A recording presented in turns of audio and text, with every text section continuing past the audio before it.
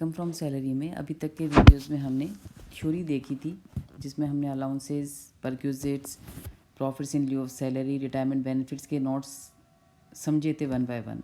अब से हम शुरू कर रहे हैं एक एग्जांपल जिसमें सारी सूचनाएं आपकी इकट्ठी आएंगी, यानी आपको ग्रॉस सैलरी या नेट सैलरी निकालनी होगी, जिसमें अलाउंसेस भी होंगे, सुविधाएँ भी होंगी, profits in lieu of salary भी हो सकता है, डिडक्शंस भी आपको लेस करने होंगे, तो आपको नेट सैलरी निकालनी है।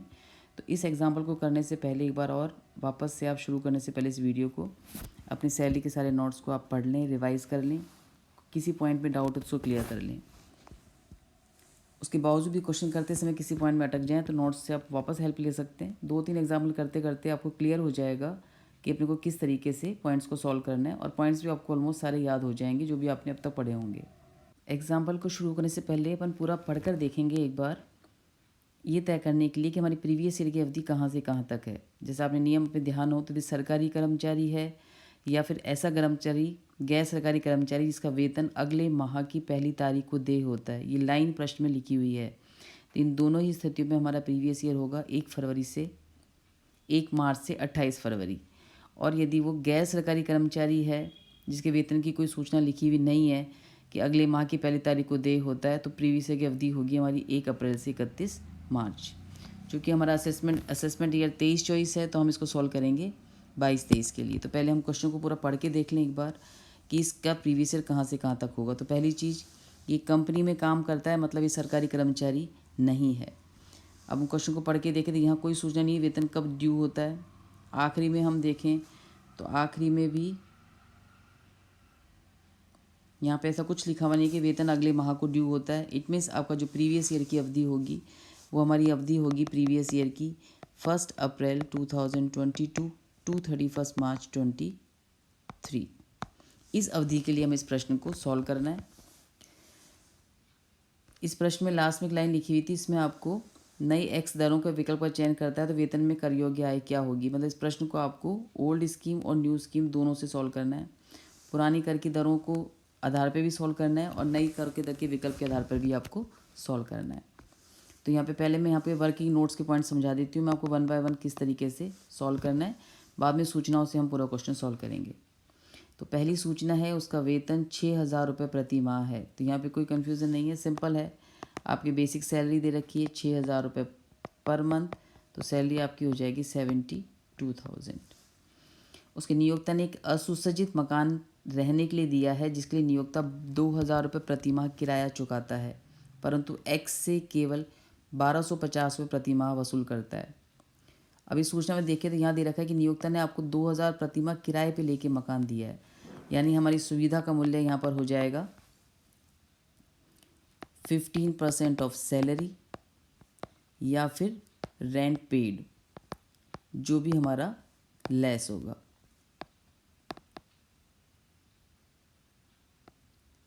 विच एवर इज़ लेस, जो भी लेस होगा हम उसको ले लेंगे, वो हमारी सुविधा का मूल्य हो जाएगा। इसमें से जो भी चीज़ आपके एम्प्लॉयर ने जो भी चार्ज किया है, तो यहाँ पे एम्प्लॉयर ने चार्ज किया है हमसे 1,250 पर मंथ, ये हम इसमें से लेस कर देंगे। बाकी जो बचेगा वो हमारा आ जाएगा house facility value of house facility eight concessional rate. तो ये तरीका है अपना सॉल्व करने का। सैलरी में क्या क्या ले लेंगे, तो सैलरी में हम यहाँ पे ले लेंगे बेसिक सैलरी, कंडीशनल डीए, तो यहाँ पर डीए को हम देखेंगे आगे क्या सूचना है, commission on sales, taxable allowances, इन सब को हम जोड़ के निकालेंगे। तभी क्वेश्चन को हम सॉल्व कर लेते हैं, इसमें क्या क्या सूचनाएं आगे हमारी आएंगी। तो तरीका ये होगा सॉल्व करने का, चुकाया गया किराया या सैलरी का 15% जो भी लेस होगा उसको चुन लेंगे। उसमें से हम चुकाया गया जो चार्ज कर रहा है हमारा नियोक्ता हमसे 1,250 पर मंथ, इस किराए को लेस कर देंगे। शेष राशि जो बचेगी हमारी सुविधा का मूल्य हो जाएगी। तो प्रश्न के आगे पॉइंट सॉल्व करने के बाद हम देखेंगे इसमें सैलरी क्या क्या आ रही है।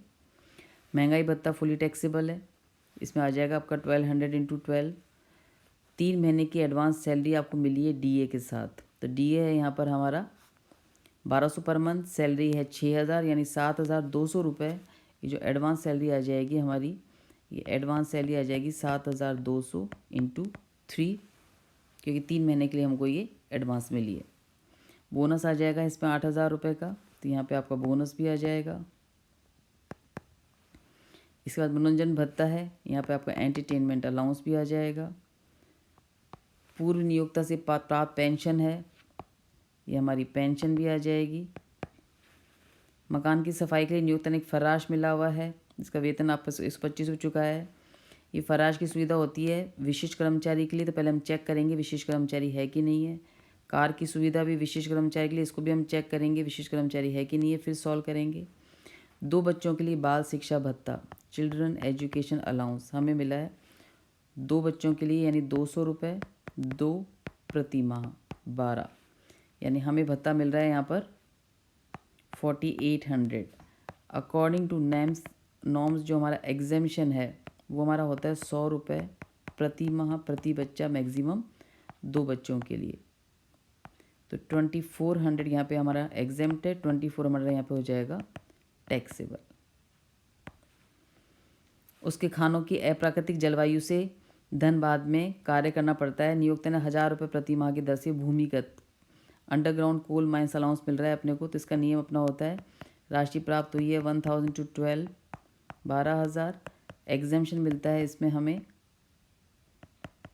800 रुपये का 9600, यानी यहाँ पे हो जाएगा टैक्सेबल आपका 2400 रुपीज़, यहाँ पर आपका टैक्सेबल है। उसके नियोक्ता ने गणतंत्र दिवस के समारोह पर 4500 रुपये की एक हाथ घड़ी उपहार में दी है। उपहार का अपना नियम है कि 5000 रुपये तक की वस्तु अपनी कर मुक्त होती है, शेष राशि कर योग्य है। चूँकि 5000 से कम है तो ये हमारी फुल्ली एग्जेम्प्ट हो जाएगी। कंपनी ने श्री एक्स को पुरानी कार खरीदने के लिए 50,000 रुपये का ऋण बिना ब्याज के 1 दिसंबर 2022 को दिया है। चूँकि प्रीवियस ईयर हमारा 31 मार्च 2023 को एंड हो रहा है, तो हमें ब्याज निकालना है 1 दिसंबर 2022 से 31 मार्च 2023 तक का हमें इंटरेस्ट की सुविधा निकालनी है। लोन आपने लिया है 50,000 रुपये का। श्री एक्स ऋण का पुनर्भुगतान 2,000 रुपये की मासिक किस्त में प्रत्येक माह के अंतिम तिथि को नियमित रूप से कर रहे हैं। जो टैक्स रेट है वो इंटरेस्ट की जो रेट है वो हमारी 12.5% है। तो हम कैसे निकालेंगे कि आपने लोन लिया 50,000 का, महीने के एंड में आपने 2,000 चुका दिए, इसका मतलब दिसंबर के एंड में 31 दिसंबर को आपका लोन कितना बकाया था, फिर जनवरी में हम फिर चुका देंगे किस्त 2,000 रुपये की, तो जनवरी के एंड में हमारा हो जाएगा 46,000।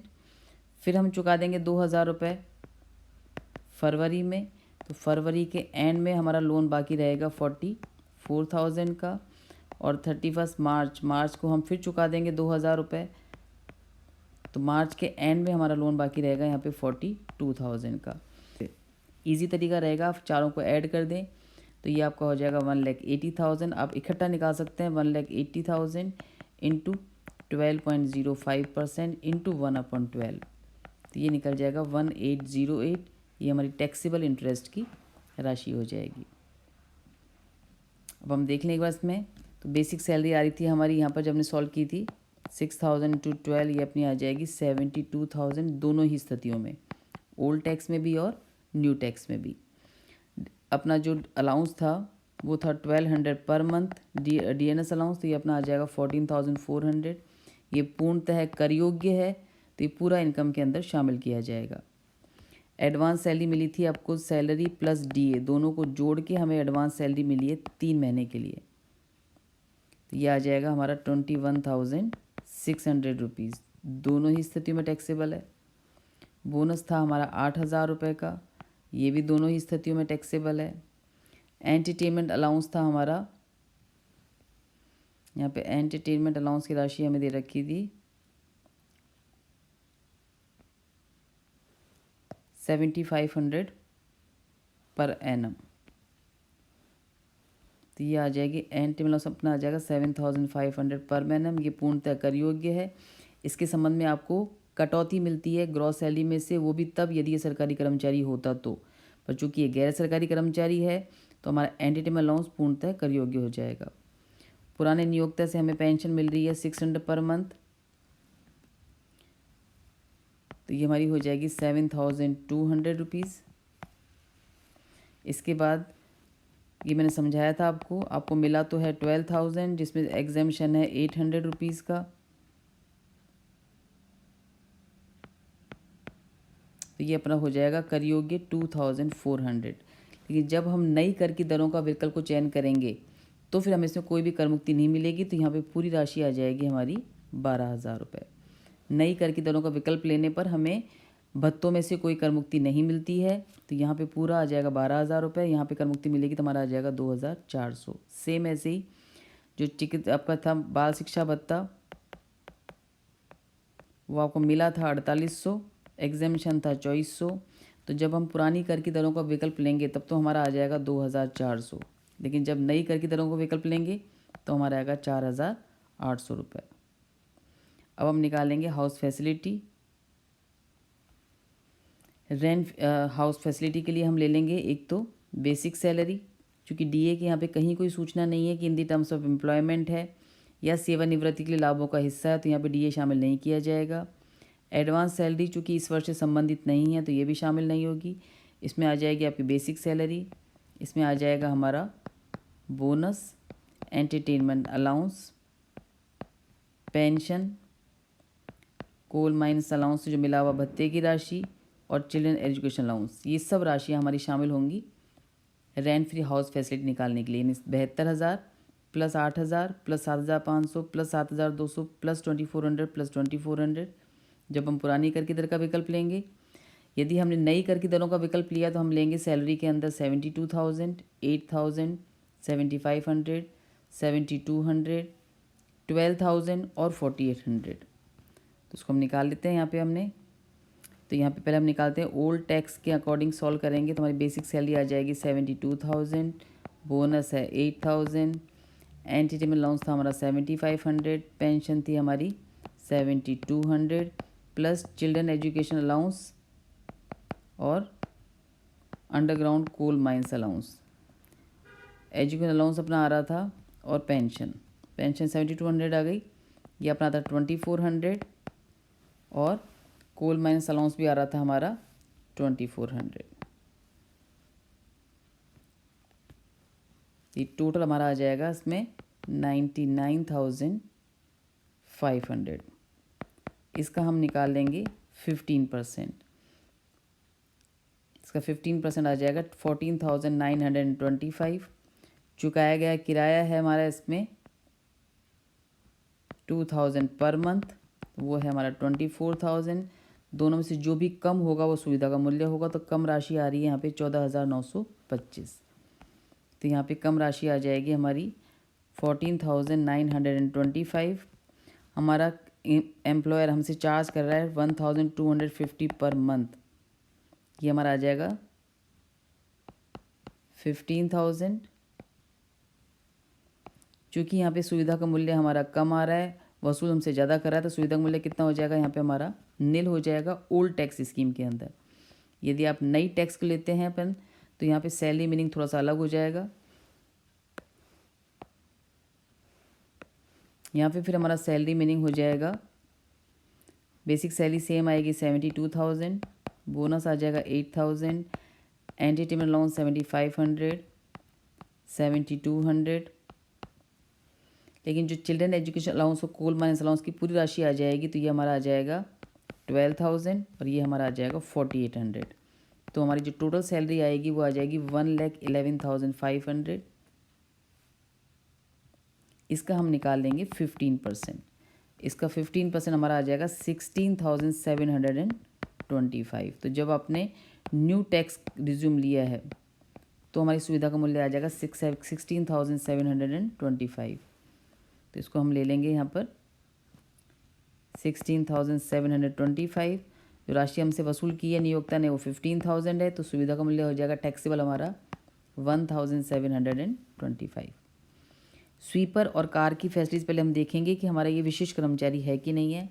उसके लिए हम मौद्रिक वेतन ले लेंगे। तो मौद्रिक वेतन में हमारा आ जाएगा यहाँ पर basic salary, DNS allowance, advance salary, bonus, entertainment allowance, pension और अपने भत्ते। इन सबको हम जोड़ के इसमें से कटौती लेस कर देंगे 50,000 रुपये की, और एक लेस करेंगे यहाँ पे एम्प्लॉयमेंट टैक्स आपने चुकाया है 1,200 रुपीज़ का, तो 51,200 इसमें से लेस कर देंगे। शेष राशि हमारी 50,000 से ज़्यादा यदि आएगी तो विशेष कर्मचारी है। अपन रफली भी देखें तो 72,000 और 14,000, इसको भी यदि ऐड करके हम इसमें से 52,000 लेस करते हैं तो हमारी सैलरी 50,000 से ज़्यादा आ रही है। इसका मतलब हमारा ये विशिष्ट, मतलब सिंपल आप मोटा मोटा रफ भी आप ऐड करके देखोगे राशि तो आपकी 50,000 क्रॉस कर रही है यहाँ पे। तो हमारा ये विशिष्ट कर्मचारी है। तो इसमें स्वीपर और कार दोनों की फैसिलिटी टैक्सेबल है। स्वीपर फैसिलिटी आ जाएगी हमारी 125 पर मंथ है, तो ये आ जाएगी हमारी 1500 दोनों ही स्थितियों में। कार की सुविधा में हम देखें तो कार की सुविधा का पॉइंट था यहाँ पर, जो कार इसको मिली है वो 1.6 लीटर की है, ड्राइवर के साथ मिली हुई है, जिसका उपयोग ऑफिस के साथ साथ निजी दोनों कार्यों के लिए करते हैं, यानी हम टेबल को काम में लेंगे। कार के समस्त व्यय नियोक्ता वहन करता है, यानी हमारी फर्स्ट टेबल आ जाएगी। तो चूँकि 1.6 लीटर की है तो 1800 आ जाएंगे कार के, 900 आ जाएंगे ड्राइवर के। यहाँ पे 2700 पर मंथ हमारी आ जाएगी कर योग्य राशि। ये अपनी आ जाएगी 2700 पर मंथ। तो ये राशि आ जाएगी टोटल 32,400।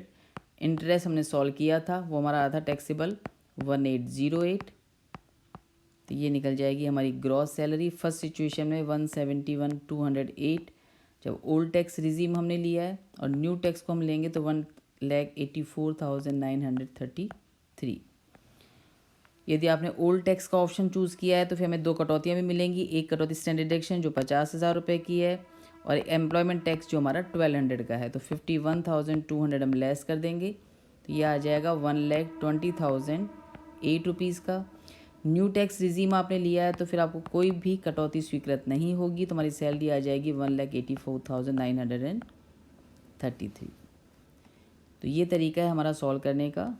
पूरे क्वेश्चन को सारी जिसमें आपको सब चीज़ सूचनाएं दे रखी है ओल्ड टैक्स के अकॉर्डिंग और न्यू टैक्स के अकॉर्डिंग। इस एग्जाम्पल को वापस करके देखिएगा और फिर कोई दिक्कत आती है तो मुझसे पूछिएगा।